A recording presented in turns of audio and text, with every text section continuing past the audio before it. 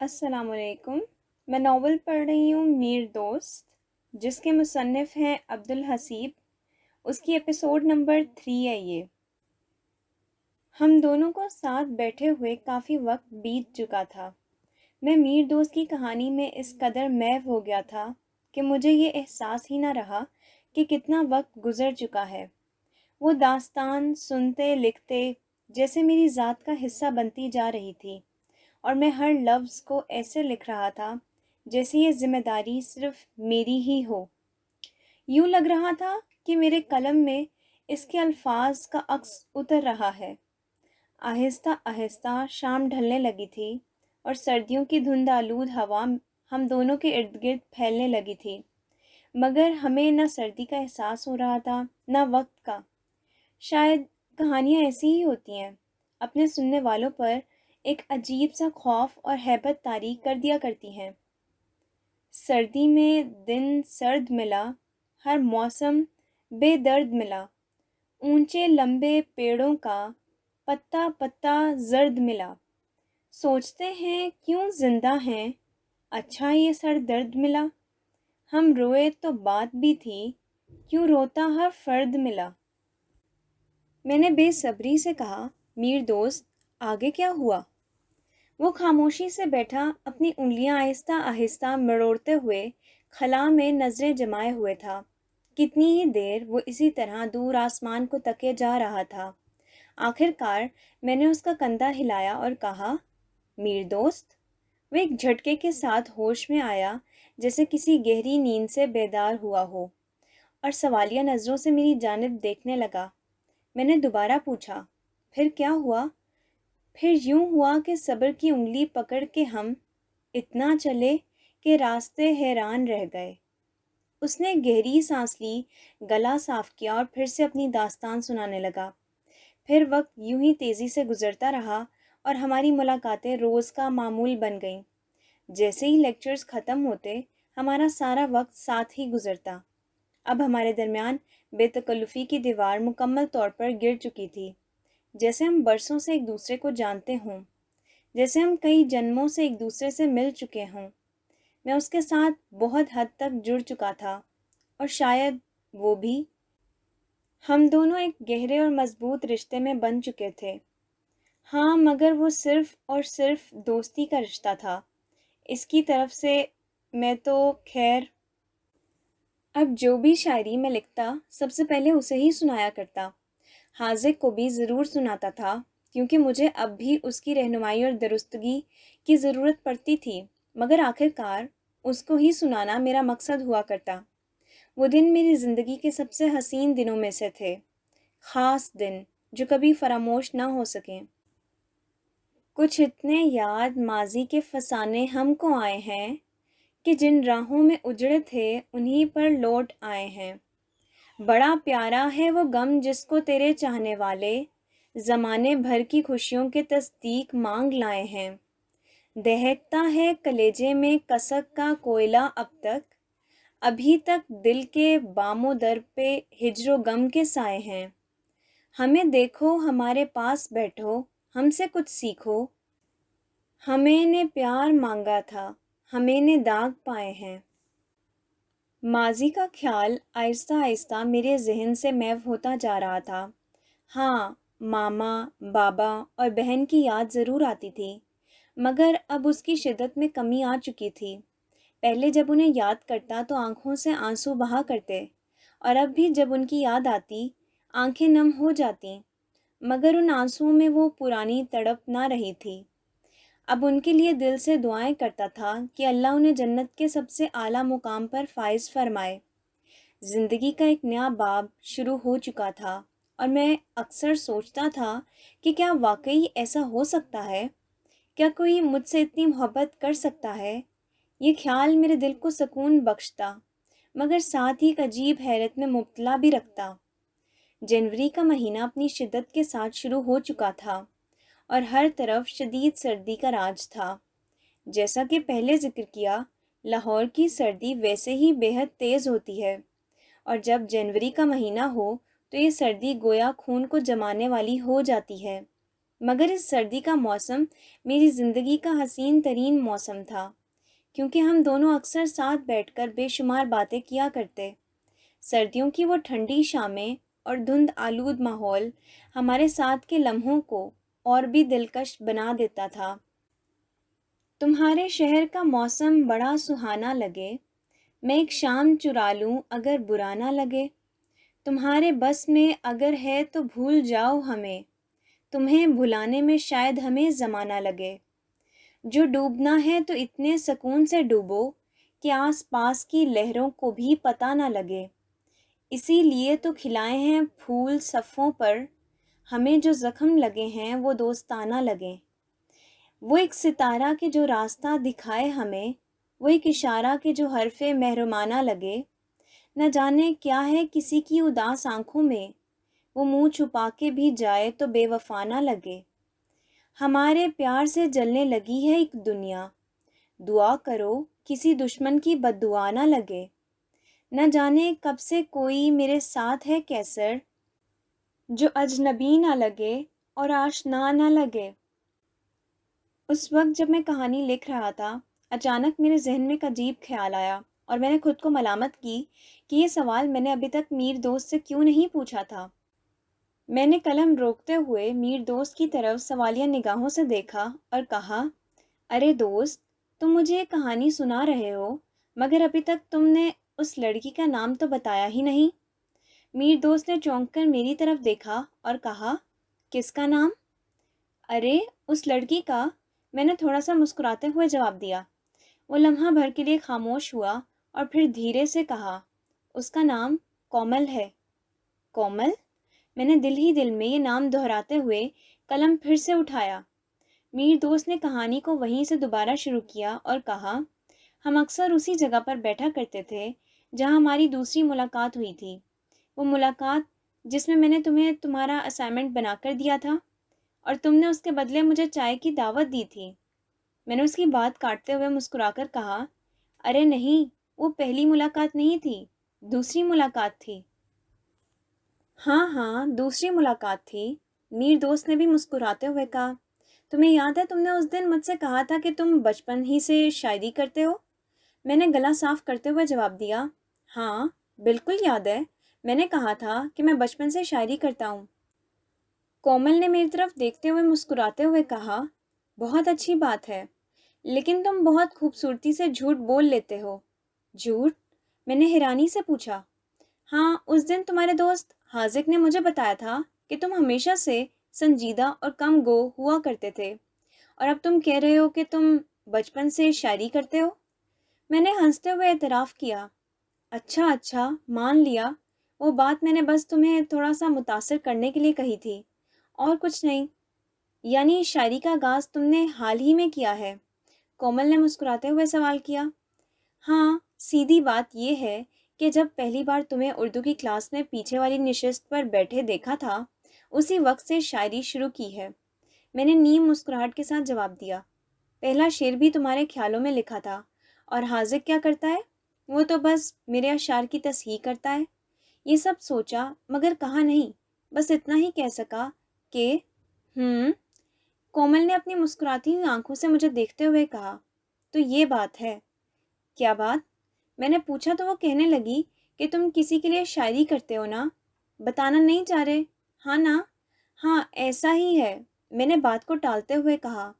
ہاں یہی بات ہے، اور ویسے اب مجھے ہاسٹل واپس جانا ہوگا، حاذق سے بھی کچھ کہنا ہے؟ میں نے بات بدلتے ہوئے کہا۔ ٹھنڈی ہوائیں ہمارے ارد گرد گردش کر رہی تھیں، اور اس دوران اکثر ہماری چائے کے کپ ٹھنڈے ہو جایا کرتے تھے، مگر ہماری باتیں کبھی ختم نہیں ہوتی تھیں۔ وہ سردیوں کی حسین شامیں اور کومل کی مسکراہٹیں، وہ لمحے میری زندگی کے انمول خزانے بن چکے تھے۔ جنوری کا وہ مہینہ، سردیوں کی وہ دھندلی شامیں اور چائے کے 2 کپ، جیسے یہ ہمارے روز مرہ کا حصہ بن چکے تھے۔ یہ وہ حسین ترین شب و روز تھے جنہوں نے میرے ماضی کے دھندلے نقوش کو بھی مٹانا شروع کر دیا تھا۔ وقت اپنی رفتار سے گزرتا رہا اور یوں ہی ہمارے 2 سال مکمل ہو گئے۔ اب ڈگری کے بھی صرف 2 سال ہی باقی تھے۔ ہماری دوستی اس وقت تک بے حد گہری ہو چکی تھی، مگر جب کبھی محبت کا ذکر میرے لبوں پر آتا دل کہتا کہ یہ محبت تو شاید یک طرفہ ہے۔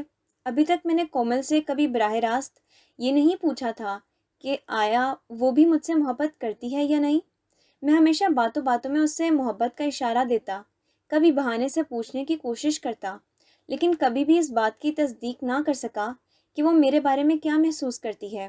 یہ سوال میرے دل کو بہت بے چین کر دیتا تھا، اور میں اکثر حاذق سے اس کا ذکر کرتا تھا۔ یار حاذق، میں تو کومل سے بہت محبت کرتا ہوں، لیکن پتہ نہیں وہ مجھ سے محبت کرتی بھی ہے یا نہیں۔ حاذق ہمیشہ مسکراتے ہوئے میری طرف دیکھتا اور کہتا، ارے میری جان، اگر وہ تم سے محبت نہ کرتی تو اتنا وقت تمہارے ساتھ کیوں گزارتی؟ ہاں، یہ تم صحیح کہہ رہے ہو۔ میں اس کی بات کے جواب میں ہمیشہ یہی کہا کرتا تھا، لیکن یہ سوال میرے دل میں روزانہ کی روٹین کی طرح موجود رہتا تھا۔ ایک دن جب میں نے پھر سے حاذق سے یہی سوال کیا، وہ تھوڑا تنگ ہو کر بولا، یار میر دوست، مجھے نہیں پتہ، جا کر خود ہی پوچھ لو۔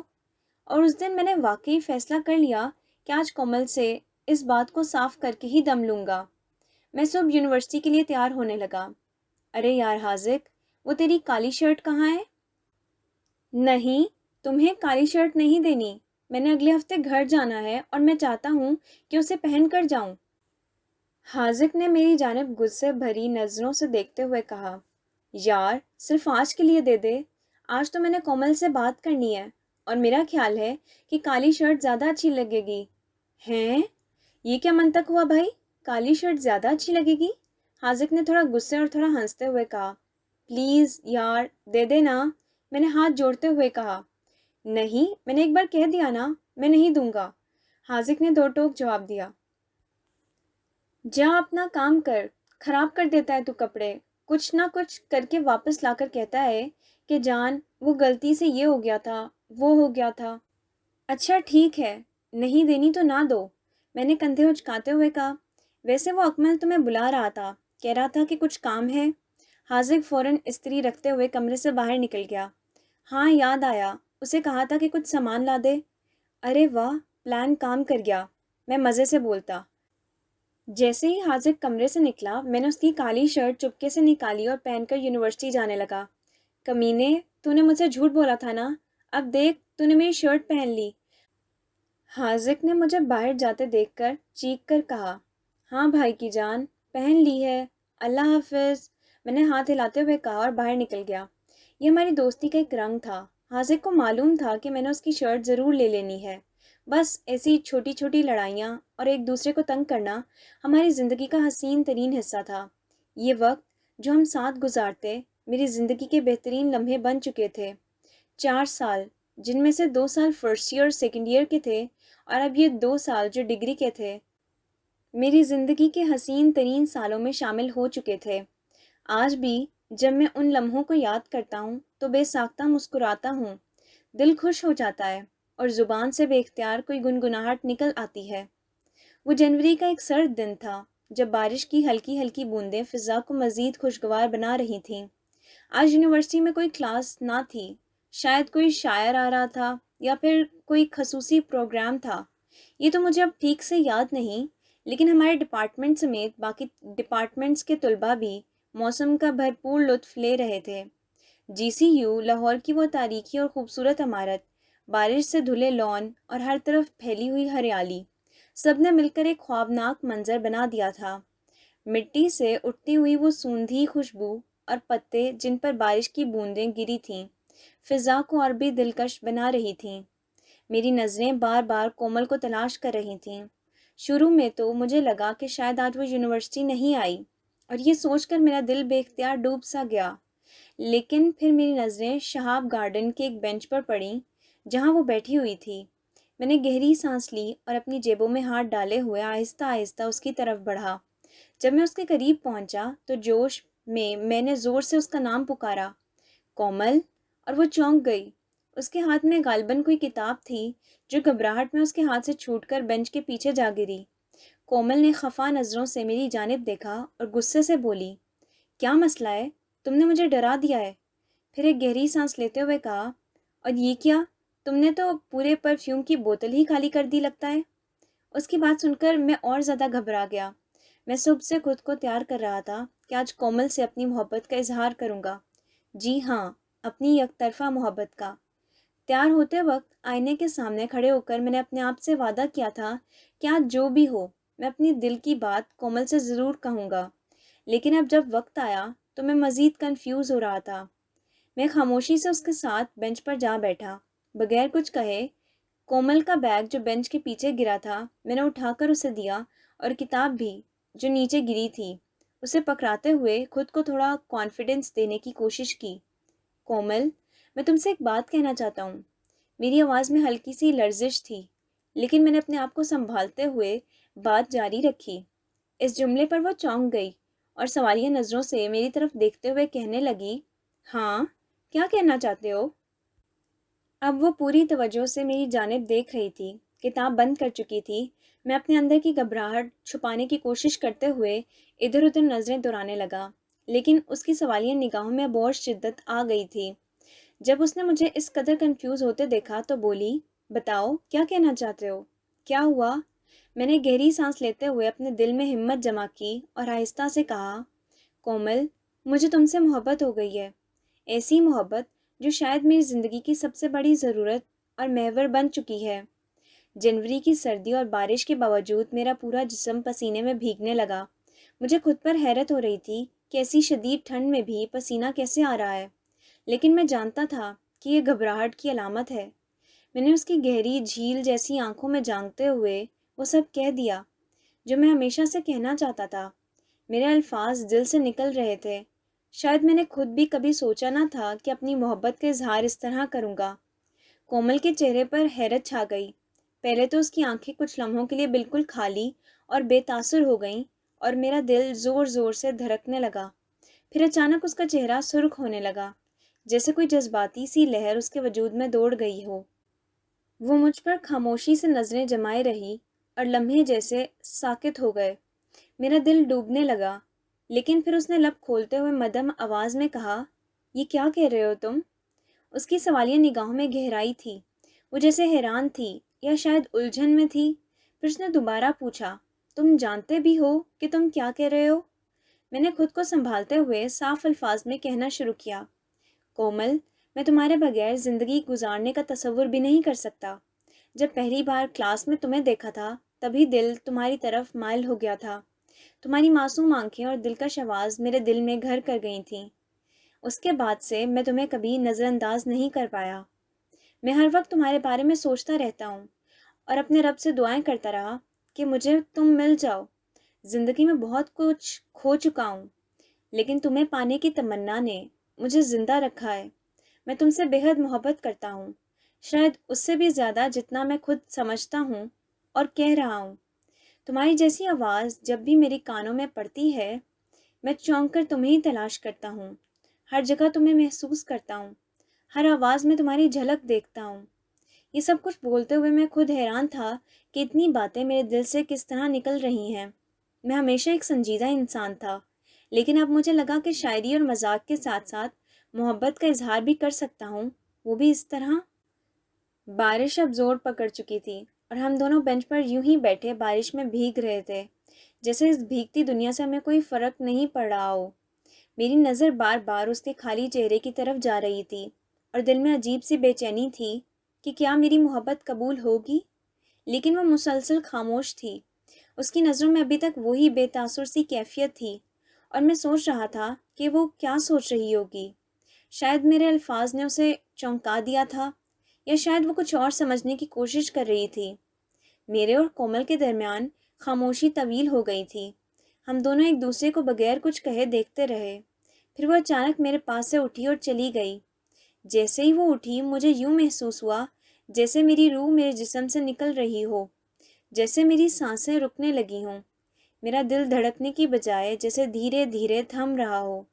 یوں لگ رہا تھا کوئی میرے سینے پر زور سے دباؤ ڈال رہا ہو یا مجھے مار رہا ہو۔ پتہ نہیں میں کتنی دیر تک اس بینچ پر بیٹھا رہا، شاید 1 گھنٹہ، 2 گھنٹے، یا شاید اور بھی زیادہ۔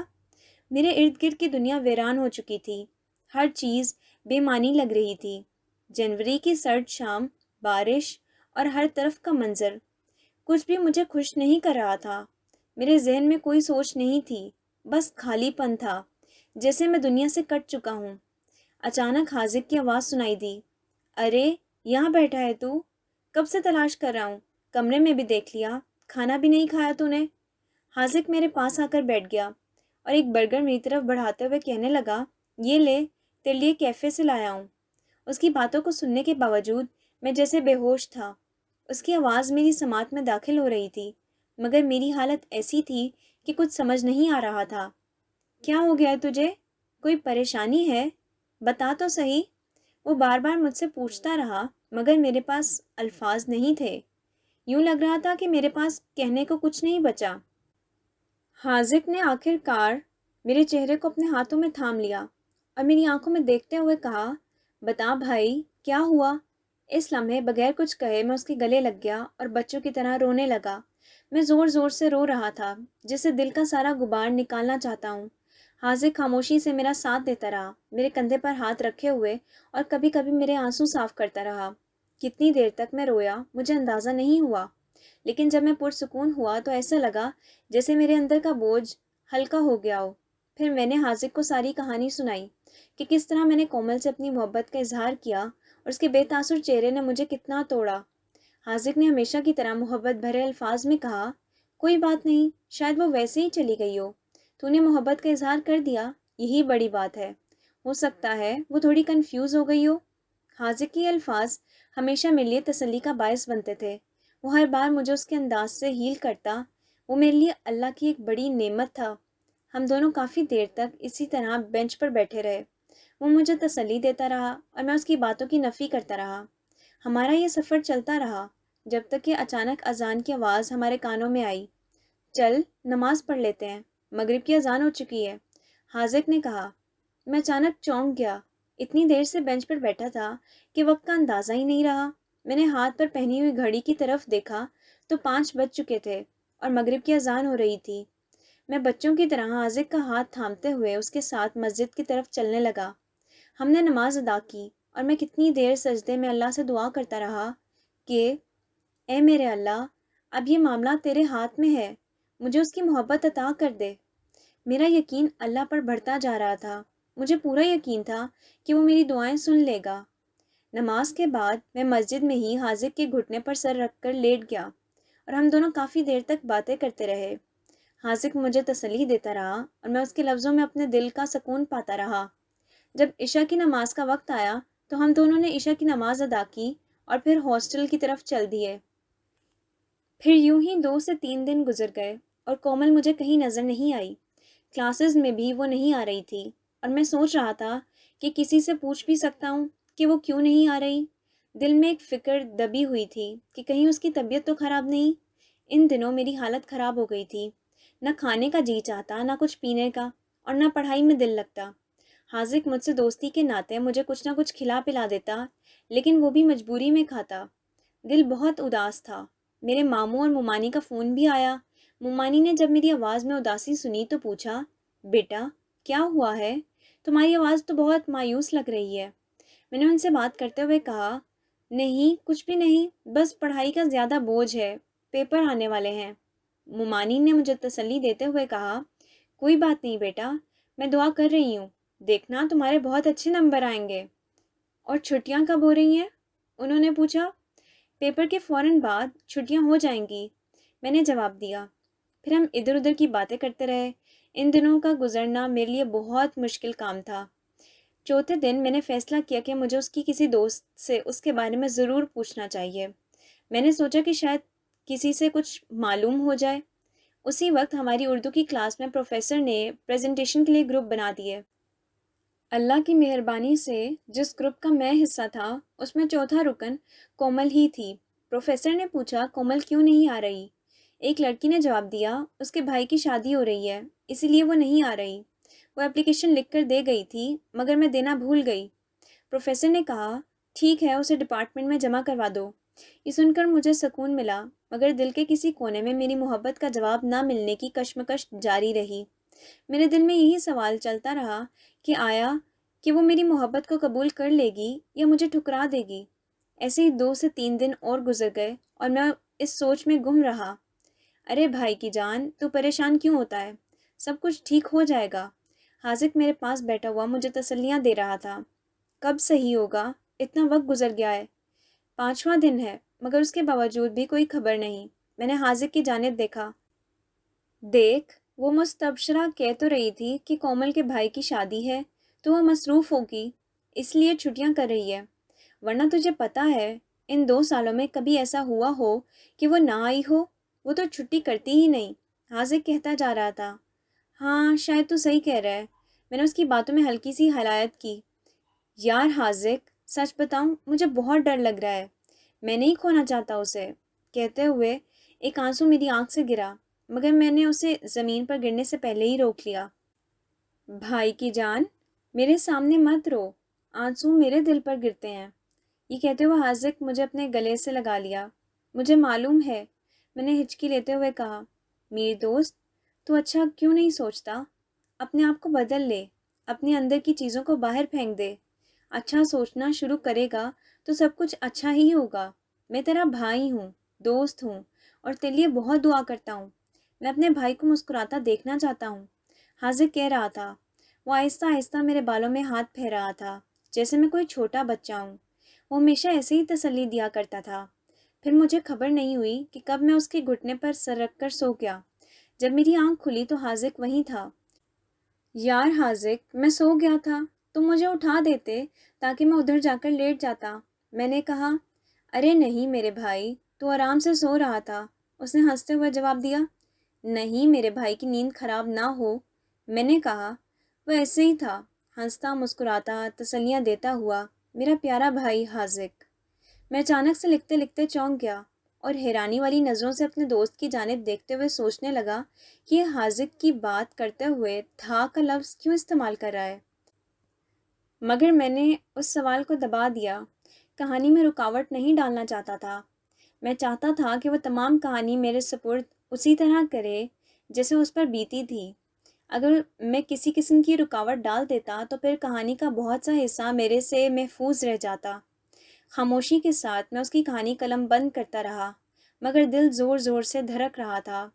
6واں دن غالباً جمعے کا تھا جب وہ مجھے اپنی کلاس میں نظر آئی۔ ہماری پہلی کلاس اردو کی تھی، یعنی میجر اردو کی، اور یہ بات بھی مجھے یاد ہے کہ اس دن ہم غالب کا خصوصی مطالعہ پڑھ رہے تھے۔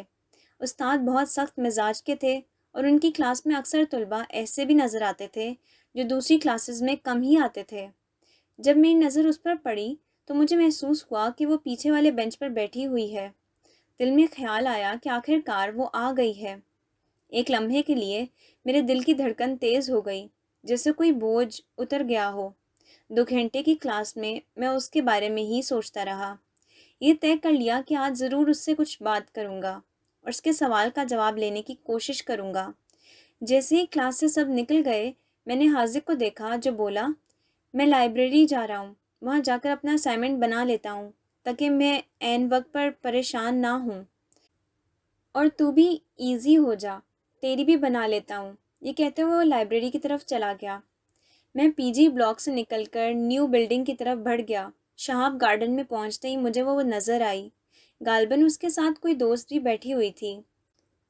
میں مین بلڈنگ کی سیڑھیوں پر بیٹھ کر اس کی دوست کے جانے کا انتظار کرنے لگا۔ جیسے ہی اس کی دوست وہاں سے چلی گئی، میں اس کے پاس جا پہنچا۔ کومل، میں نے نرم لہجے میں کہا۔ اس نے پلٹ کر مجھے دیکھا اور میرا دل ایک دم تیز دھڑکنے لگا۔ کیا ہوا؟ تم خیریت سے ہو؟ اس نے مسکراتے ہوئے پوچھا۔ ہاں میں ٹھیک ہوں، تم کیوں نہیں آئی؟ میں نے اپنی بے چینی کو چھپاتے ہوئے پوچھا۔ بس بھائی کی شادی کی تیاری میں مصروف رہی، اس نے جواب دیا۔ اچھا، میں نے کہا اور میرے دل میں ایک امید کی کرن جاگ اٹھی۔ ہماری گفتگو جاری رہی اور میں نے محسوس کیا کہ اس کی موجودگی میرے دل کی دھڑکنوں کو سنوار رہی ہے۔ اس کی مسکراہٹ، اس کی باتیں، سب کچھ میرے لیے خوشی کا باعث بن رہا تھا۔ میں نے یہ بھی محسوس کیا کہ اس کے چہرے پر خوشی کی چمک تھی جو مجھے اپنی طرف کھینچ رہی تھی۔ تم نے کافی دنوں تک ہماری کلاس کیوں چھوڑ رکھی تھی؟ میں نے ہمت کرتے ہوئے پوچھا۔ بس کچھ دنوں کے لیے مصروف رہی، لیکن اب میں واپس آ گئی ہوں، اس نے مسکرا کر جواب دیا۔ میں نے تمہیں بہت یاد کیا، میں نے کہا۔ مجھے بھی تمہاری بہت یاد آئی، اس نے جواب دیا، اور اس کی آنکھوں میں ایک چمک نظر آئی۔ ہماری بات چیت میں ایک گہرا رشتہ محسوس ہونے لگا۔ میں نے سوچا کہ شاید یہ لمحے میرے لیے زندگی بھر کی یاد بن جائیں گے۔ میرے دل کی دھڑکن تیز ہو گئی اور مجھے محسوس ہوا کہ محبت کا یہ سفر اب شروع ہو چکا ہے۔ جیسے جیسے ہم باتیں کر رہے تھے میرا دل خوشی سے بھرتا جا رہا تھا، اور یہ چھوٹے چھوٹے لمحے میرے دل میں خوشگوار یاد کی طرح محفوظ ہو رہے تھے۔ جیسے ہی بات چیت کا سلسلہ جاری رہا میرے دل میں ایک اور سوال ابھرا، لیکن میں نے اسے دبا دیا۔ میں چاہتا تھا کہ یہ لمحات نہ ٹوٹیں، اور میں نے پوری توجہ اس کی باتوں پر مرکوز رکھی۔ اس کی مسکراہٹ، اس کی باتیں میرے دل میں امید کی ایک نئی کرن پیدا کر رہی تھیں۔ میری سوچیں سب اس کے ارد گرد گھومنے لگی تھیں۔ ایسا محسوس ہوا جیسے وقت تھم گیا ہو اور ہم دونوں اس لمحے کی قید میں ہوں۔ میں نے سوچا کہ شاید محبت کا یہی احساس ہوتا ہے، جب سب کچھ بھول کر صرف ایک دوسرے کی موجودگی میں خوشی محسوس کی جائے۔ چھٹے دن کے بعد میں نے جب اسے دوبارہ دیکھا تو میرے دل میں خوشی کا احساس پیدا ہوا۔ کلاس ختم ہونے کے بعد میں نے حاذق کے ساتھ بیٹھ کر اس کی خیریت پوچھنے کا فیصلہ کیا۔ کیا تم نے اس سے بات کی؟ حاذق نے پوچھا۔ نہیں، ابھی تک نہیں، میں نے کہا۔ کیوں؟ تمہیں تو اس سے بات کرنی چاہیے، حاذق نے مجھے حوصلہ دیتے ہوئے کہا۔ مجھے ڈر لگتا ہے، میں نے دھیرے سے کہا۔ کچھ نہیں ہوگا، بس ہمت کرو، حاذق نے کہا۔ میری ہمت بڑھ گئی اور میں نے فیصلہ کیا کہ اگلی کلاس میں اس سے ضرور بات کروں گا۔ جیسے جیسے وقت گزرتا گیا میری محبت کی شدت بڑھتی گئی اور میں اس کے بارے میں سوچتا رہا، کیا وہ بھی میرے بارے میں ایسا ہی سوچتی ہے؟ کیا اس کا دل بھی میرے لیے دھڑکتا ہے؟ ان سوالات نے میرے دل کو بے چین کر دیا۔ اسی طرح وقت گزرتا گیا اور میرے دل کی گہرائیوں میں محبت کا ایک نیا سفر شروع ہوا۔ اگلے دن ہماری تمام کلاسز ختم ہونے کے بعد میں نے فیصلہ کیا کہ اب اس سے بات کر لوں گا۔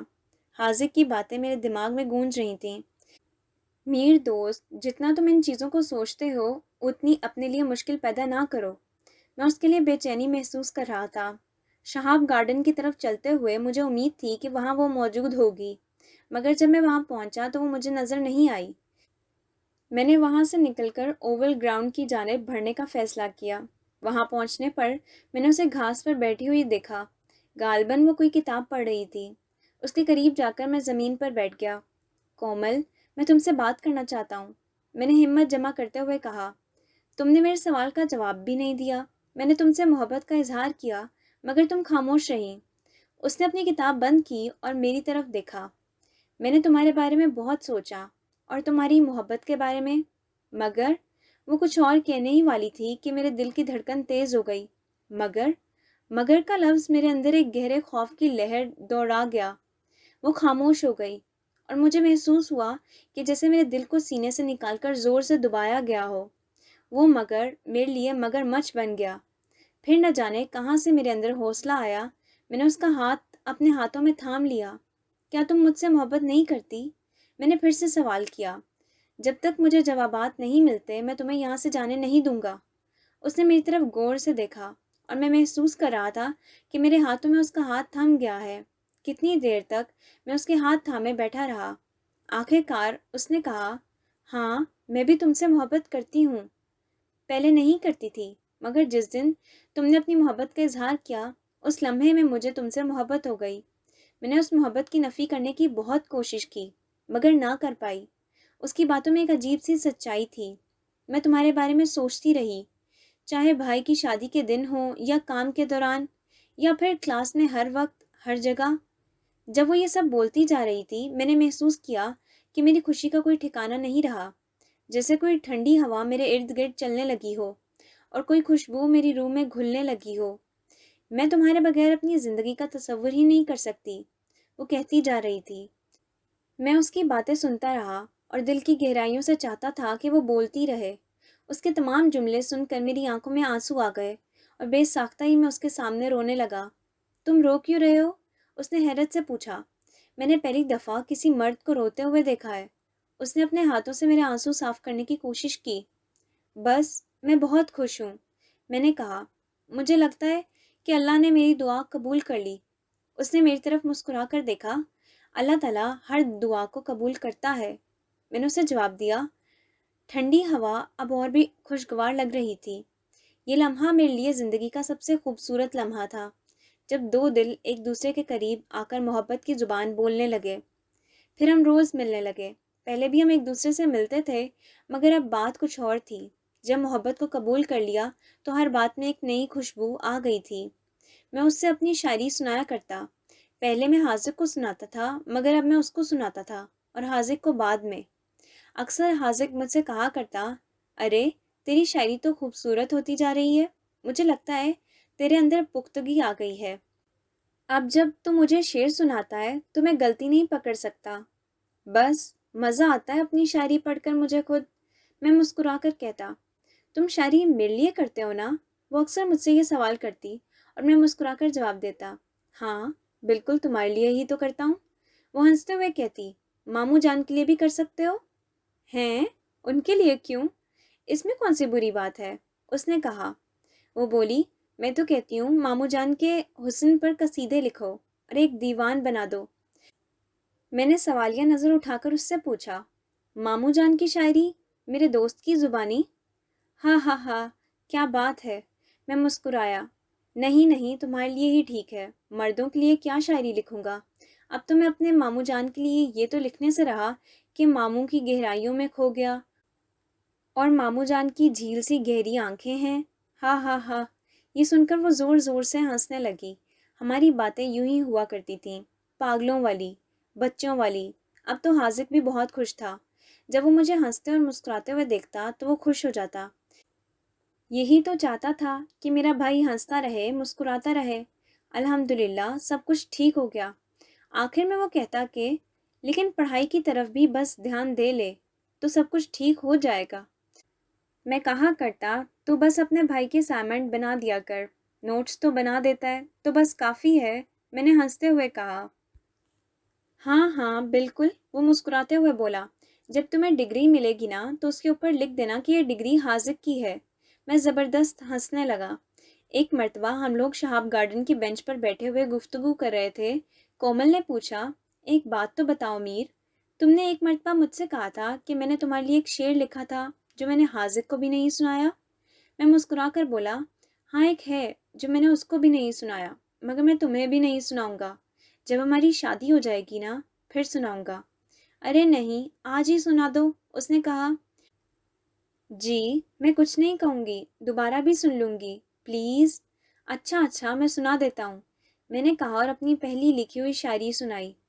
مجھے تجھ سے محبت ہو ہی گئی، سرے راہ سفر یہ کیا ہوا، مجھے تیری عادت ہو ہی گئی، یہ خطا ہوئی یہ برا ہوا، میری زندگی کی کتاب کا پہلا باب تیرے ہی نام کا میرے سامنے ہے کھلا ہوا، اسے پڑھ رہا ہوں یہ کیا ہوا، مجھے تیرے آنے کی آس تھی، میری خوشی کی چابی تیرے ہی پاس تھی، جب تو ہی تو نہ رہا اے میر، تو دل نے کہا یہ کیا ہوا، جب میں اندھیروں میں کھو گیا مجھے ایک روشن دیا ملا، وہ دیا تھا تیرے ہی ہاتھ میں، اب سوچتا ہوں کہ یہ کیا ہوا، دل اس بات پر اڑ گیا جو تیرا تھا وہ کہاں گیا، پھر روح سے ایک صدا آئی وہ تیرا تھا کیا یہ کیا ہوا، پھر وہ اس میں بہت غلطیاں نکال دیتی۔ مجھے تجھ سے محبت ہو ہی گئی، سرے راہ سفر یہ کیا ہوا، مجھے تیری عادت ہو ہی گئی، یہ خطا ہوئی یہ برا ہوا۔ لو اس میں خطا ہوئی برا ہوا یہ کیا بات ہوئی؟ کیا تمہیں مجھ سے محبت خطا لگتی ہے؟ یا پھر برا ہوا یہ کیا بات ہوئی؟ میں اکثر مسکراتا اور اس کو کہا کرتا کہ اس ٹائم پر تم نے میری محبت کو قبول نہیں کیا تھا، اسی لیے لکھا تھا۔ تو مجھ سے کہا کرتی، اچھا اچھا آگے سناؤ۔ میری زندگی کی کتاب کا پہلا باب تیرے ہی نام کا میرے سامنے ہے کھلا ہوا، اسے پڑھ رہا ہوں یہ کیا ہوا۔ اس شعر پر وہ اکثر مسکرا دیا کرتی اور کہا کرتی، تمہارا یہ شعر مجھے بہت پسند ہے۔ میں کہتا، بہت شکریہ۔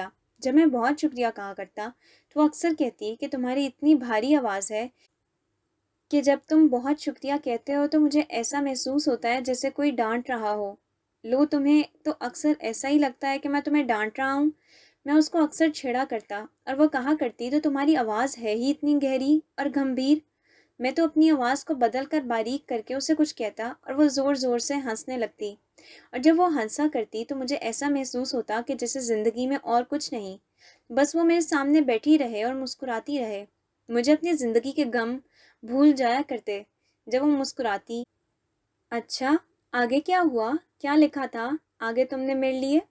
سنا رہا ہوں، میں اکثر کہتا اور وہ بڑی مسکراہٹ کے ساتھ کہتی، ارشاد، مجھے تیرے آنے کی آس تھی، میری خوشی کی چابی تیرے ہی پاس تھی، جب تو ہی تو نہ رہا میر، تو دل نے کہا یہ کیا ہوا؟ لو جی، اب یہ کیا بات ہوئی کہ میری خوشی کی چابی تیرے ہی پاس تھی؟ میں اس کو کہتا کہ میرے دل کی چابی تمہارے پاس تھی، اور جب تو ہی تو نہ رہا اے میر۔ میر یعنی میں تمہارا جب ہو گیا تو میں وہ کہاں رہا جو میں پہلے ہوا کرتا تھا؟ تو پھر میرے دل نے کہا یہ کیا ہوا؟ تو وہ اکثر کہا کرتی تم بہت اچھی تشریح کرتے ہو شعر کی، لیکن میں اس کو کہتا یہ اشعار بھی تمہارے لیے ہی لکھے ہیں میں نے، اس کی تشریح بھی تم ہی ہو اور مرکز بھی تم ہی۔ اچھا اب زیادہ باتیں مت کرو، آگے سناؤ، وہ مجھے کہتی اور میں اس کو مسکرا کر دیکھتا اور شعر سنانے لگتا۔ اکثر شعر سناتے وقت میں اپنے دونوں ہاتھوں کو باہم آپس میں پھنسا کر اپنے گھٹنے پر رکھ لیا کرتا۔ مجھے کہتی یہ کیا طریقہ ہے؟ میں اسے کہا کرتا یہ ادب ہے، میں تمہارا بہت ادب کرتا ہوں، اس لیے تمہارے سامنے اپنے دونوں ہاتھوں کو باہم پھنسا کر بیٹھتا ہوں۔ وہ کہتی یہ کیا لاجک ہوئی بھلا؟ میں کہتا ہوں کچھ چیزوں کی لاجک نہیں ہوا کرتی، بس وہ ایسے ہی ہوتی ہیں، دل کی طرح۔ جب میں اندھیروں میں کھو گیا تو مجھ کو ایک دیا ملا، وہ دیا تھا تیرے ہی ہاتھ میں، اب سوچتا ہوں کہ یہ کیا ہوا۔ یہ شعر میں بتاتا ہوں اس سے پہلے کہ تم میرے تمام جذبات کو ملیا میٹ کر دو، اس کی تشریح میں خود ہی کیے دیتا ہوں، میں مسکرا کر کہتا اور وہ بولنے سے پہلے ہی خاموش ہو جایا کرتی۔ جب میں اس کی بات کو ٹوکا کرتا اور اس کو بولنے سے پہلے ہی خاموش کروا دیا کرتا تو اس کی آنکھوں میں غصہ در آتا اور وہ خفگی سے میری جانب دیکھ کر کہتی مجھے آگے نہیں سننا، لیکن میں کہتا میں سناؤں گا، تو پھر وہ مسکرا دیا کرتی اور کہتی ارشاد ارشاد۔ دل اس بات پر اڑ گیا جو تیرا تھا وہ کہاں گیا، پھر روح سے ایک صدا آئی وہ تیرا تھا کیا یہ کیا ہوا۔ اس شعر پر اس کو غصہ آ جایا کرتا تھا اور وہ مجھ سے کہا کرتی تم اپنی نظم سے یہ شعر نکال کیوں نہیں دیتے؟ میں کہتا کیوں؟ کہتی یہ شعر جدائی کا شعر ہے، اور مجھے ایسا لگتا ہے کہ جب تم مجھے یہ شعر سنا رہے ہوتے ہو تو تم مجھ سے بہت دور چلے جاتے ہو۔ پھر میں اس کو کہا کرتا ٹھیک ہے میں یہ شعر نکال دیتا ہوں، اکثر تم مجھ سے یہی کہتے ہو۔ وہ ہر بار کی طرح مجھے یہی کہا کرتی اور میں کہتا چلو اگلی بار صحیح، اگلی بار یہ شعر نکال دوں گا، اور وہ مسکرا دیتی۔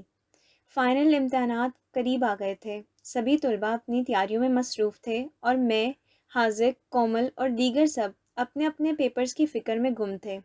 میں نے سوچ رکھا تھا کہ اس بار پیپرز ختم ہونے کے بعد کراچی جاؤں گا اور ماموں مومانی جان کو ہمیشہ کے لیے اپنے ساتھ لاہور لے آؤں گا۔ میں نے ارادہ کر لیا تھا کہ دکان کا معاملہ نمٹا کر ہی واپس آؤں گا اور یہاں لاہور میں ایک کرائے کا مکان بھی لے لوں گا۔ پیپرز ختم ہونے کے بعد میں کومل سے ملا، دل میں یہ خیال آیا کہ جاتے جاتے اسے تھوڑا سا تنگ کر لوں۔ میں کراچی جا رہا ہوں، میں نے کہا اور اس کی طرف دیکھنے لگا۔ کومل نے حیرانی سے پوچھا کیوں جا رہے ہو کراچی؟ میں نے مسکراتے ہوئے کہا بس ماموں اور مومانی جان کو میری ضرورت ہے، اور ویسے بھی ڈگری مکمل نہیں کر رہا۔ یہ سننا تھا کہ وہ اچانک رونے لگی۔ میں ایک دم سے حیران رہ گیا اور جلدی سے کہا ارے میں مذاق کر رہا تھا، نہیں جا رہا۔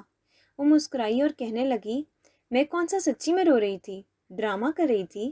میں نے گہری سانس لی اور کہا کتنی بدتمیز ہو، مجھے تو لگا کہ تم واقعی رو رہی ہو۔ کومل ہنسی اور پھر سنجیدگی سے پوچھنے لگی کتنے بجے کی فلائٹ ہے؟ میں نے جواب دیا شام 5 بجے کی۔ اب مجھے واپس ہاسٹل جانا ہے، کپڑے اور باقی سامان پیک کرنا ہے۔ میں آ جاؤں، مدد کر دوں؟ کومل نے فوراً پوچھا۔ ہاں تم آ سکتی ہو، لیکن لڑکیوں کو لڑکوں کے ہاسٹل میں آنے کی اجازت کہاں ہے؟ میں نے چھڑتے ہوئے کہا۔ ویسے بھی حاذق ہے نا میری دوسری بیوی۔ دوسری بیوی؟ کومل نے حیرت سے پوچھا۔ ہاں ہاسٹل والے یہی کہتے ہیں، ظاہر ہے پہلی بیوی تو تم ہو اور دوسری حاذق، میں نے ہنستے ہوئے کہا۔ کومل زور سے ہنسنے لگی اور کہنے لگی کوئی بات نہیں، تم حاذق سے دوسری شادی کر لو۔ میں بھی ہنس دیا اور پھر میں نے ہاسٹل کا رخ کیا۔ وہاں پہنچتے ہی میں نے حاذق سے کہا یار پیچھے سے کوئی کرائے کا گھر دیکھ لینا، میں ماموں اور مومانی جان کو لے آؤں گا تو ہاسٹل چھوڑ دوں گا۔ حاذق نے طنزیہ نظروں سے میری طرف دیکھا اور بولا، ظاہر ہے ماموں ممانی کے ساتھ ہی رہے گا، بھائی کا تو کوئی خیال ہی نہیں ہے نا؟ وہ کیا کرے گا تنہا؟ ارے بھائی کی جان، تو میرا اپنا ہے، اور سن، تو بھی ہمارے ساتھ ہی رہے گا جب تک ڈگری مکمل نہیں ہوتی، میں نے ہنستے ہوئے کہا۔ یہ میر دوست مناسب نہیں، حاذق نے احتجاج کیا، لیکن میں نے ہنستے ہوئے اس کے سر پر ایک ہلکی چپت لگائی اور کہا، اپنی زبان بند رکھ، ماموں ممانی تجھے اپنا ہی بیٹا سمجھتے ہیں۔ ہاں ہاں، زیادہ بند مت، حاذق نے ہنس کر کہا۔ میں نے ہنستے ہوئے کہا، چلو اب میری مدد کرو، سامان پیک کرنا ہے۔ پھر ہم دونوں نے مل کر سامان پیک کیا اور میں کراچی کے لیے روانہ ہو گیا۔ کراچی پہنچتے ہی ماموں اور ممانی جان ہمیشہ کی طرح ایئرپورٹ پر موجود تھے۔ مجھے دیکھتے ہی ماموں نے خوشخبری سنائی، بیٹا اس بار ہم بھی لاہور جانے کو تیار ہیں، دکان بک گئی ہے اور پیسے چند دنوں میں آ جائیں گے، ہم بھی ساتھ چلیں گے لاہور۔ یہ سن کر میرے دل میں خوشی کی ایک لہر دوڑ گئی۔ ماموں اور ممانی کے ساتھ لاہور جانے کا خیال ہی بہت خوشگوار تھا۔ اب ہم سب لاہور جانے کی تیاریاں کرنے لگے۔ ماموں جان سے میں نے سوال کیا، دکان میں جو سامان ڈالا ہوا ہے اس کا کیا کریں گے؟ ماموں جان سوچتے ہوئے بولے، بیٹا میں بھی یہی سوچ رہا تھا، ابھی تو صرف 1 مہینہ ہوا ہے، سارا سامان ڈالا ہے، ویسے بھی دکان میں اتنا زیادہ سامان نہیں، چاول، گھی، آٹا اور مسالے وغیرہ ہیں بس۔ میں یہ سوچ رہا تھا کہ شکور بھائی سے بات کر لوں جو ہمارے ساتھ والی دکان والے ہیں۔ میں نے آگے بات بڑھاتے ہوئے کہا، جی میں جانتا ہوں شکور بھائی کو، کیا وہ خریدنے پر تیار ہیں؟ ماموں جان نے جواب دیا، ہاں انہوں نے کہا تھا کہ وہ سامان کا 80% قیمت پر خریدنے کو تیار ہیں، یعنی جتنے کے ہم نے خریدے ہیں اس سے 20% کم میں خرید لیں گے۔ میں نے سوچا ٹھیک ہے، کہاں لے کر جائیں گے اتنا سامان لاہور؟ میں نے سر ہلاتے ہوئے کہا، بالکل ٹھیک ماموں جان، جیسے آپ مناسب سمجھیں۔ اسی دوران ممانی جان گرم آلو کے پراٹھے اور چائے لے کر آئیں اور کہنے لگیں، میرے بچے آ جاؤ، گرم گرم پراٹھے کھا لو، دیسی گھی سے بنا کر لائی ہوں۔ میں مسکراتے ہوئے بولا، ضرور کھاؤں گا ممانی جان، آپ کے ہاتھ کے آلو بھرے پراٹھے کھانے کو ترس گیا ہوں، ہاسٹل میں تو جو پراٹھے ملتے ہیں ان میں کوئی ذائقہ ہی نہیں ہوتا۔ ماموں جان نے ممانی جان سے کہا، ارے اس کے لیے لسی بنا کر لاؤ، یہ چائے کہاں پیتا ہے؟ میں ایک لمحے کے لیے رک گیا، سوچ میں پڑ گیا۔ پہلے میں چائے نہیں پیا کرتا تھا، لیکن جب سے کومل میری زندگی میں آئی تھی چائے پینے لگا تھا۔ کومل کو چائے پسند تھی اور پہلی بار ہم نے ساتھ بیٹھ کر چائے پی تھی، تبھی سے مجھے بھی اچھی لگنے لگی تھی۔ میں نے جلدی سے کہا، نہیں ممانی جان میں چائے ہی پی لوں گا، آپ فکر نہ کریں۔ ماموں جان حیرانی سے میری طرف دیکھنے لگے اور بولے، کب سے پینے لگے چائے؟ میں نے مسکراتے ہوئے جواب دیا، بس یونیورسٹی میں پینے کی عادت پڑ گئی ہے، وہاں سبھی پیتے ہیں۔ ماموں جان نے کوئی بات نہیں کی، لیکن ان کی نظریں مجھے حیرانی سے دیکھ رہی تھیں۔ میں سوچ رہا تھا کہ ماموں اور ممانی جان سے کومل کے بارے میں بات کروں، لیکن پھر خیال آیا کہ ابھی وہ بہت مصروف ہیں، بہتر ہوگا کہ تھوڑے دن انتظار کر لوں۔ اسی طرح دن گزرتے گئے اور ہم ساتھ مل کر گھر کی ساری چیزیں سمیٹنے لگے۔ ہمارا گھر تو کرائے کا تھا لیکن دکان ہماری اپنی تھی۔ دکان اچھے پیسوں میں بک گئی تھی، اتنا کہ ہم لاہور میں ایک دکان کرائے پر لے سکتے تھے اور ساتھ ہی ایک گھر بھی خرید سکتے تھے۔ ماموں جان کا کہنا تھا، میر دوست ایسا کرتے ہیں کہ پہلے دکان لے لیتے ہیں اور گھر کرائے پر لے لیتے ہیں، پھر اللہ نے چاہا تو بعد میں گھر بھی خرید لیں گے انشاءاللہ۔ میں نے ہمیشہ کی طرح ان کی بات سے اتفاق کیا، جی بالکل آپ درست کہہ رہے ہیں، ایسا ہی کرتے ہیں۔ مجھے ماموں جان پر بہت بھروسہ تھا، انہوں نے ہمیشہ میری تربیت میں باپ سے بڑھ کر میرا خیال رکھا تھا، اس لیے ان کی کوئی بات رد نہیں کرتا تھا۔ مومانی جان اپنی ضد پر تھیں کہ وہ گھر کا تمام سامان ساتھ لے جائیں گی، یہاں تک کہ ایک چمچ بھی نہیں چھوڑیں گی۔ میں اور ماموں جان ان کو سمجھا رہے تھے کہ کچھ سامان بیچ دیتے ہیں، وہاں جا کر نیا سامان خرید لیں گے، لیکن مومانی جان اپنی بات پر قائم تھیں۔ آخر کار ہم نے ان کی ضد مان لی اور پورے گھر کا سامان کارٹنوں میں پیک کر دیا، یہاں تک کہ چھوٹی چھوٹی چیز بھی۔ فیصلہ ہوا کہ سامان پہلے ہی لاہور بھیج دیں گے۔ حاذق سے میری بات ہو گئی تھی، وہ کہہ رہا تھا کہ وہ سامان سنبھال لے گا اور ہم آرام سے آ جائیں۔ دکان خریدنے والوں نے پیسے دینے کے لیے 15 دن کا وقت مانگا تھا، اس لیے ہمیں مزید 15 دن یہاں رہنا تھا۔ ماموں جان نے کہا تھا کہ دکان کے کاغذات اسی وقت ان کے حوالے کریں گے جب وہ پورے پیسے ہمارے ہاتھ میں دیں گے۔ السلام علیکم حاذق، میں نے فون اٹھا کر کہا۔ وعلیکم السلام میر دوست، کیسا ہے؟ حاذق کی آواز سنائی دی۔ ٹھیک ہوں، تم سناؤ، سامان کے بارے میں بتاؤ، پہنچ گیا ہے؟ ہاں بالکل، سارا سامان پہنچ گیا ہے اور میں نے گھر بھی دیکھ لیا ہے، میں نے تمہیں تصویریں بھیجی تھیں، یاد ہے؟ حاذق نے جواب دیا۔ جی ہاں بالکل، میں نے مسکراتے ہوئے کہا، چند دن پہلے ہی حاذق نے گھر دیکھ لیا تھا اور تصویریں بھیج دی تھیں۔ گھر کافی مناسب تھا، 3 کمرے تھے اور باہر ایک کھلا سا ٹی وی لاؤنج تھا۔ اوپر کا پورشن تھا اور نیچے کرایہ دار رہتے تھے، پورے ملا کر 4 کمرے تھے۔ گھر ہوادار اور کشادہ تھا، نیٹ ورک بھی صحیح تھا اور حفاظتی انتظامات بھی تھے۔ میں نے ماموں اور مومانی جان کو گھر کی تصویریں دکھائیں تو وہ بھی بہت خوش ہوئے۔ فیصلہ یہ ہوا کہ ایک کمرہ ماموں اور مومانی جان کے لیے سیٹ کریں گے اور ایک کمرہ میرے اور حاذق کے لیے ہوگا۔ میں نے جب یہ بات ماموں اور مومانی جان سے کہی تو مومانی جان مسکراتے ہوئے بولیں، ارے میرے بچے، ہمیں کوئی اعتراض نہیں ہے، وہ بھی ہمارا بیٹا ہی ہے۔ مومانی جان کی مسکراہٹ میں ایک راز چھپا ہوا تھا اور مجھے حیرت بھی ہو رہی تھی۔ مجھے یہ سوچ کر تھوڑا سا خوف ہوا کہ شاید حاذق نے انہیں کچھ بتا دیا ہو، لیکن پھر میں نے اپنے خیالات کو جھٹک دیا۔ 15 دن گزر گئے اور دکان کے پیسے ہمارے ہاتھ میں آ گئے۔ الحمدللہ، دکان بہت اچھے پیسوں میں بکی تھی۔ اب ہمارے جانے کا وقت قریب تھا۔ مومانی جان کی بہت سی سہیلیاں محلے میں تھیں اور ماموں جان کو ان کے ساتھ ان کا وقت گزارنا برا لگتا تھا۔ تمہاری مومانی نے تو یہاں کافی دوستیاں بنا لی ہیں۔ جب سے تم لاہور گئے ہو تب سے وہ محلے میں ساری سہیلیوں کے ساتھ لگی رہتی ہیں، ورنہ تمہارے ساتھ باتیں کرتی رہتی تھیں۔ ماموں جان نے ہنستے ہوئے کہا۔ آخر کار وہ رات آ گئی جب ہمیں کراچی میں اپنی آخری رات گزارنی تھی۔ سامان تو جا چکا تھا، صرف کچھ چھوٹی موٹی چیزیں ہی ساتھ رہ گئی تھیں جو ہم ساتھ لے جا سکتے تھے۔ ماموں جان تھک کر سو چکے تھے لیکن میں اور مومانی جان دیر تک جاگتے رہے۔ مومانی جان نے گرم چائے بنائی اور میں نے بچپن کی طرح ضد کرتے ہوئے کہا، مومانی جان، آلو کے چپس بنا دینا۔ مومانی جان مسکراتے ہوئے چپس بنانے لگیں اور ہم دونوں نے ایک دوسرے کے ساتھ پرانی یادیں تازہ کیں۔ کیا کر رہا ہے آج کل؟ مومانی جان نے محبت بھری نظروں سے پوچھا۔ میں نے ہچکچاتے ہوئے کہا، مومانی جان، میں آپ سے ایک بات کہنا چاہتا ہوں۔ انہوں نے میری طرف غور سے دیکھا اور بولی، جانتی ہوں تو کومل کے بارے میں بات کرنا چاہتا ہے نا؟ ان کی بات سن کر میرے ہاتھ سے چائے گر گئی اور مجھے وہ لمحہ یاد آیا جب میں پہلی بار کومل سے ملا تھا۔ میں نے گھبرا کر کہا، آپ کو کیسے پتہ؟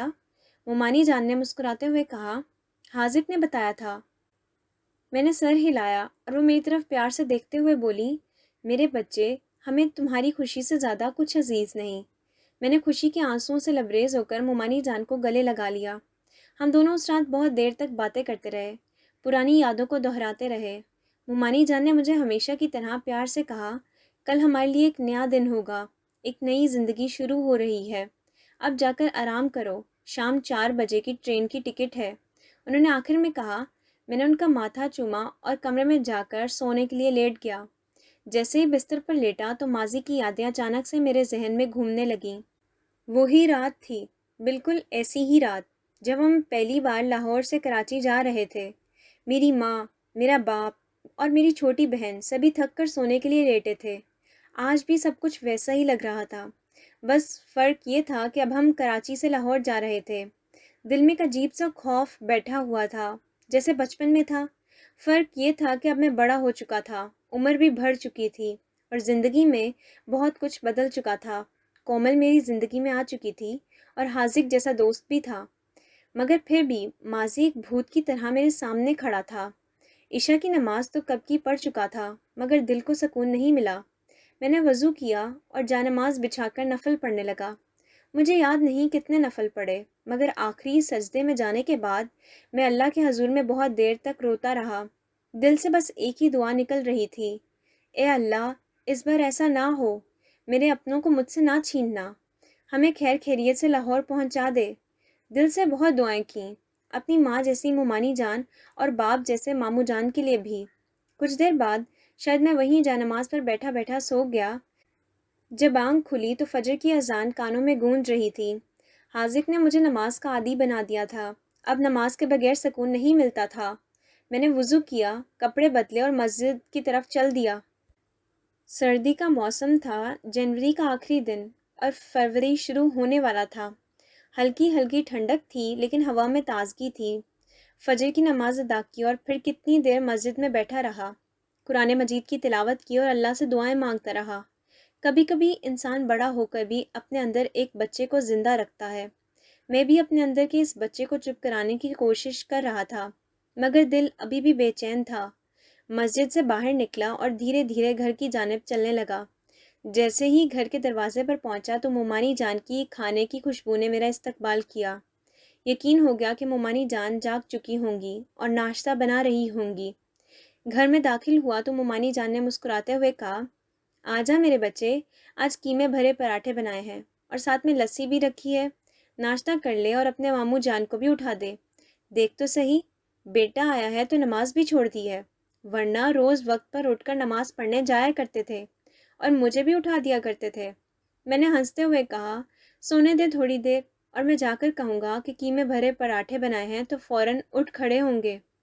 ابھی میں اور مومانی جان بات ہی کر رہے تھے کہ اچانک ماموں جان کی آواز آئی، ارے واہ، گرم گرم پراٹھے، دیکھو بیٹا آیا تو ساتھ ہی پراٹھے بن رہے ہیں، ورنہ مجھے تو ڈبل روٹی کے 2 پیس دے دیتی تھی، وہ بھی کالی چائے کے ساتھ۔ مومانی جان نے زور سے بیلن شیلف پر مارا اور مسکراتے ہوئے کہنے لگیں، ہاں ہاں، میں تو سچ میں ظلم کرتی رہی ہوں تم پر۔ صبح دیسی گھی والے پراٹھے، لسی، کبھی چائے بنا دو، کبھی کھاگینا، کبھی قیمہ بھون دو، یہ سب کس کے لیے تھا؟ میں ان دونوں کی ہنسی مذاق سے بھرپور گفتگو سے بہت محظوظ ہو رہا تھا۔ مومانی جان کی باتوں پر ماموں جان نے ہنستے ہوئے جواب دیا، ہاں تم تو کھانے بھی تیار اپنے لیے کرتی تھی اور مجھے بھی تھوڑا سا دے دیتی تھی۔ مومانی جان نے اپنی بازو پیچھے کرتے ہوئے کہا، ہاں اپنے لیے نہیں بلکہ اپنے رشتہ داروں کے لیے کرتی تھی، تمہیں تو کچھ دیا ہی نہیں کبھی۔ پھر میری طرف دیکھ کر کہنے لگیں، دیکھ رہے ہو میرے بیٹے، یہ حرکتیں ہیں ان کی، بڈھے ہو گئے ہیں مگر کھانے کا چسکا ابھی بھی نہیں گیا، شوگر اتنی ہائی رہتی ہے مگر پھر بھی کبھی سوجی کا حلوہ مانگتے ہیں، کبھی انڈے کا حلوہ اور کبھی مٹھائی کا کوئی پیس چٹ کر جاتے ہیں۔ ماموں جان نے مصنوعی غصے کا اظہار کرتے ہوئے کہا، ہاں ہاں ٹھیک ہے، میں نے کھانا ہی نہیں کھانا، تم خود کھاؤ اور اپنے بیٹے کو کھلا دو۔ یہ کہہ کر ماموں جان اٹھنے لگے تو میں فوراً بولا، ارے ماموں جان، اگر آپ نہیں کھائیں گے تو میں بھی نہیں کھاؤں گا۔ جیسے ہی میں نے یہ کہا، ماموں جان خاموشی سے بیٹھ گئے اور ناشتہ کرنے لگے۔ تھوڑی دیر بعد ماموں جان اور مومانی جان ایسی گفتگو کرنے لگے جیسے ان کے درمیان کوئی لڑائی ہوئی ہی نہ ہو۔ میں دل میں سوچ رہا تھا کہ کتنا کچھ میں نے مس کیا ہے، اپنے ماں باپ جیسے ماموں اور مومانی جان کی محبت کو۔ اب جب ہم لاہور جائیں گے تو خوشیوں بھری زندگی گزاریں گے۔ ماضی کی سوچوں کو جھٹک کر میں ناشتہ کرنے لگا۔ مومانی جان نے خوشی سے کہا، یہ والا پراٹھا کھا جس میں زیادہ قیمہ ڈالا ہے۔ ماموں جان نے یہ بات سن لی اور بچوں کی طرح ضد کرنے لگے، ہاں ہاں معلوم ہے، تم نے زیادہ قیمے والا پراٹھا اپنے بیٹے کے لیے رکھا تھا، میں یہی لوں گا۔ ماموں جان کی ضد اور باتوں پر مجھے ہنسی آ رہی تھی مگر میں اسے قابو میں رکھنے کی کوشش کر رہا تھا۔ پھر مومانی جان نے مجھے قریب بلا کر کان میں سرگوشی کی، ویسے وہ زیادہ قیمے والا پراٹھا یہی تھا، مجھے پتا تھا کہ تمہارے ماموں نے ایسے کرنا ہے، اس لیے میں نے ان کو تھوڑا تنگ کیا، بس ایسے ہی ہمارا دل لگا رہتا ہے، تیرے بعد ہم دونوں ایسے ہی لڑتے جھگڑتے وقت گزار لیتے ہیں۔ میں دل سے مسکراتا رہا اور اندر ہی اندر خوش ہوتا رہا کہ میرے ماں باپ جیسے ماموں اور مومانی جان کتنے خوش مزاج اور محبت بھرے ہیں۔ ناشتہ کرنے کے بعد جیسے ہی ہم فارغ ہوئے تو گھر کی تمام بچی ہوئی چیزیں سمیٹنے لگے۔ مومانی جان کو پودے لگانے کا بہت شوق تھا اور گملوں میں طرح طرح کی چیزیں اگا رکھی تھیں، ٹماٹر، ہرا دھنیا، پودینہ اور ضرورت کی چیزیں جیسے ہری مرچیں وغیرہ۔ جیسے ہی ہم سمیٹنے لگے، مومانی جان نے کہا، میر دوست، یہ تمام گملے بھی ساتھ لے کر جانے ہیں۔ ماموں جان نے غصے بھری نظروں سے دیکھا اور کہا، خبردار، خبردار، اگر تم نے ان گملوں کو ساتھ لے کر جانے کی بات کی، ان کو لے جائیں گے تو الگ سے ٹرین کرنی پڑے گی۔ مومانی جان بھی غصے میں آ کر بولی، کیوں نہیں لے کر جاؤں گی؟ صرف 11 ہی تو ہیں، زیادہ تھوڑی ہیں، 10 تو یہاں نظر آ رہے ہیں، ایک اور ہے چھت پر رکھا ہوا ہے، اس میں دھنیا لگا ہے۔ ماموں جان نے مجھے طرفداری میں دیکھتے ہوئے کہا، نہیں، کوئی گملے نہیں لے کر جانے۔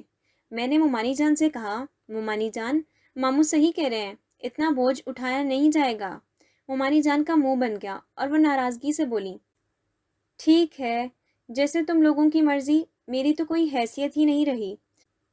آخر کار فیصلہ یہ ہوا کہ صرف 5 گملے ساتھ جائیں گے اور باقی 7 والوں کو دے دیے جائیں گے۔ مومانی جان پھر بھی ناراضگی میں بولی، میں تو پہلے ہی کہتی تھی کہ نادرا باجی کی نظر تھی میرے گملوں پہ، آج خواہش پوری ہو گئی، 6 گملے دے کر جا رہی ہوں ان کو۔ میں اندر ہی اندر مسکرا رہا تھا۔ تمام سامان سمیٹنے کے بعد ہم کراچی اسٹیشن پہنچے اور جیسے تیسے ٹرین میں سارا سامان سیٹ کیا۔ کچھ دیر بعد پتہ چلا کہ ٹرین لیٹ ہو گئی ہے کیونکہ انجن میں کوئی مسئلہ تھا۔ میرا دل زور زور سے دھڑکنے لگا اور مجھے ماضی کی وہ تمام یادیں تازہ ہو گئیں جو برسوں پہلے ہوئی تھیں۔ میں خیالات کو جھٹکنے کی کوشش کر رہا تھا مگر دل و دماغ بے چین تھا۔ ٹرین کم از کم 7 سے 8 گھنٹے لیٹ ہو گئی۔ ممانی جان گرم پلاؤ اور پراٹھے ساتھ لے کر آئی تھیں جو صبح کا بچا ہوا قیمہ تھا، اور ساتھ لسی بھی بنائی تھی۔ ممانی جان نے ہنستے ہوئے کہا، تمہارے ماموں جان کو میٹھا کھانے کا بہت شوق ہے، اس لیے حلوہ بھی بنا کر لائی ہوں۔ تقریباً 9 گھنٹوں کے بعد ٹرین روانہ ہوئی اور ہم سب آرام سے بیٹھ گئے۔ کچھ دیر تک باتیں کیں، کھانا کھایا اور پھر سب سو گئے، لیکن مجھے نیند نہیں آ رہی تھی۔ خوف اور بے چینی مجھے گھیرے جا رہی تھی۔ مجھے ہر پل یہی محسوس ہو رہا تھا کہ کچھ برا ہونے والا ہے۔ اس بے چینی کے عالم میں میں نے حاذق کو کال کی اور کہا، السلام علیکم حاذق۔ حاذق نے جواب دیا، وعلیکم السلام، کیسا ہے میر دوست؟ میں نے کہا، ٹھیک ہوں بالکل، تم سناؤ؟ حاذق نے کہا، میں تو بالکل ٹھیک ہوں۔ میں نے لگی لپٹی رکھے بغیر اس سے کہا، پتہ نہیں کیوں ایسا لگ رہا ہے کہ وہ سب کچھ دوبارہ ہو جائے گا۔ پھر حاذق نے مجھے تسلی دیتے ہوئے کہا، ایسا کچھ بھی نہیں ہوگا بھائی کی جان، تو بالکل پریشان نہ ہو۔ ادھر ادھر کی باتیں کرتے ہوئے سر ہلاتا رہا۔ تھوڑی دیر بعد گفتگو ختم ہوئی اور میں فون بند کرنے ہی لگا تھا کہ کومل کا فون آ گیا۔ میں نے کہا، السلام علیکم۔ وہ محبت بھرے لہجے میں بولی، وعلیکم السلام۔ وعلیکم السلام، کیسی ہو سکتی ہوں تمہارے بغیر؟ میں نے ہنستے ہوئے کہا، ہائے صدقے جاؤں، یہ کیا بات ہوئی؟ وہ مصنوعی ناراضی کے انداز میں کہنے لگی، زیادہ شوخی مت کرو۔ میں نے ہنس کر کہا، کیوں نہ کروں؟ اپنی ہونے والی بیوی سے بات کر رہا ہوں، یہ تو بنتا ہے۔ کومل نے جواب دیا، ابھی تو ہوئی نہیں ہوں، پہلے تمہارے ماموں اور ممانی جان میرے گھر رشتہ لے کر آئیں، پھر میرے گھر والے اگر منع کر دیں تو؟ اس کی ہنسی فون کے اسپیکر سے بھی دل کو بھا رہی تھی۔ میں نے مزاحیہ لہجے میں کہا، ارے منع کریں گے تو تمہیں اٹھا کر لے جاؤں گا۔ پھر خود ہی ہنستے ہوئے کہا، نہیں نہیں، میں تو اتنا کمزور ہوں، تمہیں اٹھا نہیں سکتا، اگر گر گیا تو پھر کمر ٹوٹ گئی۔ تم موٹی ہو نا، اس لیے کہہ رہا ہوں، اور پھر تمہاری جیسی کوئی اور، یا پھر اگر تم نہ ملی تو میری حالت کیا ہوگی؟ کومل نے ناراضی سے کہا، اگر ایسا ہوا تو تم سے برا کوئی نہیں ہوگا، میں مار نہ دوں کسی اور سے پیار کرو تم تو۔ کس کو؟ میں نے کہا، دونوں کو۔ ہاں ہاں ہاں، میں زور سے ہنس پڑا۔ کومل نے پوچھا، کیا لے کر آ رہے ہو میرے لیے؟ تمہارے لیے ماموں اور ممانی جان لے کر آ رہا ہوں، اور کچھ نہیں۔ کومل نے ناراض ہو کر کہا، بہت بدتمیز ہو، میں نے کہا تھا ٹرین سے جو جو چیزیں ملیں وہ میرے لیے لے کر آنا، خاص طور پر حیدرآباد کی چوڑیاں۔ میں نے کہا، ابھی تو حیدرآباد آیا ہی نہیں، تمہارے لیے کہاں سے لاؤں؟ ایک شرط پر لاؤں گا۔ وہ کیا؟ کومل نے پوچھا۔ میں اپنے ہاتھوں سے پہناؤں گا تم کو۔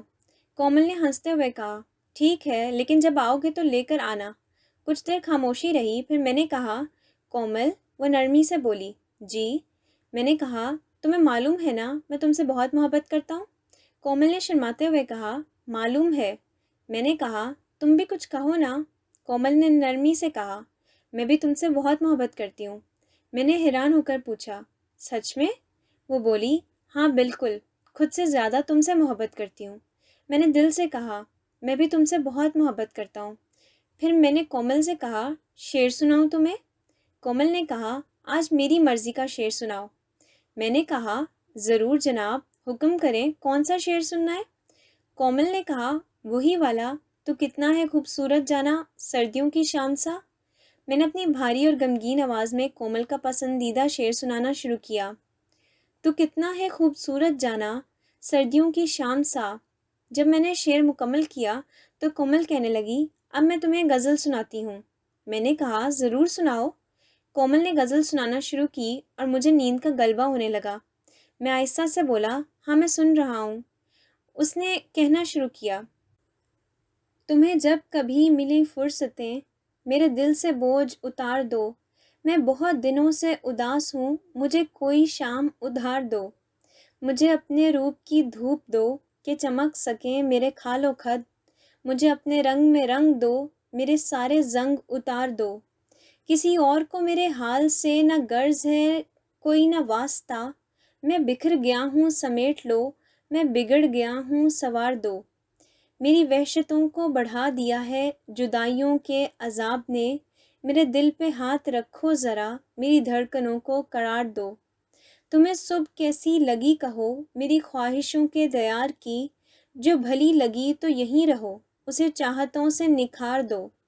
وہاں گھر میں کون ہے منتظر، کہ ہو فکر دیر سویر کی، بڑی مختصر سی رات ہے، اسی چاندنی میں گزار دو۔ کوئی بات کرنی ہے چاند سے، کسی شاخ سار کی اوٹ میں، مجھے راستے میں یہیں کہیں، کسی کنج گل میں اتار دو۔ میں یوں ہی کومل کی میٹھی آواز سنتا رہا جیسے کوئی سحر طاری ہو گیا ہو۔ نہ جانے کب میری آنکھ لگ گئی اور فون کب بند ہوا یہ بھی مجھے یاد نہیں۔ وہ کیا کہہ رہی تھی اس کا بھی کچھ پتہ نہ چلا، بس معلوم ہوا تو یہی کہ میں سو گیا تھا۔ مامون مومانی جان بھی شاید نیند میں ڈوب چکے تھے۔ رات کی گمبھیر خاموشی چھائی ہوئی تھی، شاید 2-2:30 بجے کا وقت ہوگا۔ میں خوابوں میں تھا، پھر اچانک ایک زوردار جھٹکے سے میری آنکھ کھل گئی۔ میرے کانوں میں کسی اجنبی آواز کی گونج سنائی دی۔ دل بہت زور سے دھڑکنے لگا، جیسے کوئی آفت آنے والی ہو۔ میرا جسم پسینے میں شرابور تھا، خوف اور بے چینی نے مجھے پوری طرح گھیر لیا تھا۔ باقی آئندہ ماہ انشاءاللہ۔ Subscribe my channel for more videos.